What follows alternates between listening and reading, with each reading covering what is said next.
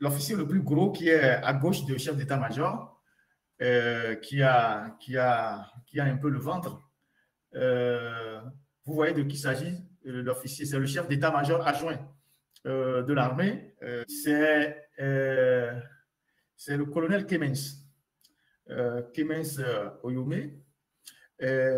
Justement, pour vous parler toujours de ces alliances-là, de comment les gens se tiennent, des gens se tiennent dans le pouvoir. Et ce monsieur qui est l'adjoint au chef d'état-major, qui a dirigé plusieurs garnisons et qui est aussi le référent des Américains dans l'armée togolaise, parce qu'il parle couramment anglais. Donc, quand les missions des Marines ou des Américains viennent du Dakota du Nord, c'est lui qui est leur référent. On va encore zoomer pour que vous voyez sa photo. Oui, c'est lui, Clemens. Et lui, donc, et vous pouvez repousser un peu la photo. Donc, lui et Faure Gnassingbé ont épousé pratiquement dans la même maison. Donc, Faure Gnassingbé a une femme qui sont les nièces, je pense, de Badanyaki, et qu'on appelle Nini Esao. Nini Esao.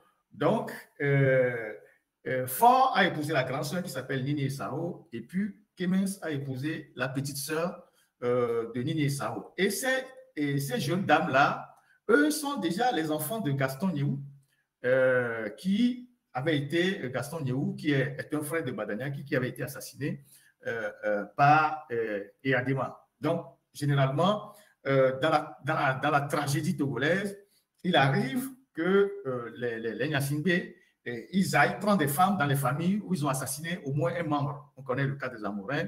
Il y a aussi le cas des OCI. Donc, par exemple, Madame Badanyaki, son grand frère a été assassiné par Eyadema, donc OCI. Et Eyadema a pris sa sœur et il a donné comme enfant Gnassingbé. Donc, voilà des cas concrets. Hein? Donc, vous n'allez pas demander à quelqu'un comme Clemens, qui est chef d'état-major, adjoint de l'armée togolaise, d'aller mijoter, je ne sais pas, un complot ou quoi que ce soit contre son Kobo, qui est Faure Gnassingbé, parce que les deux ont pris les femmes dans la même maison. L'un a pris la grande sœur, l'autre a pris la petite sœur.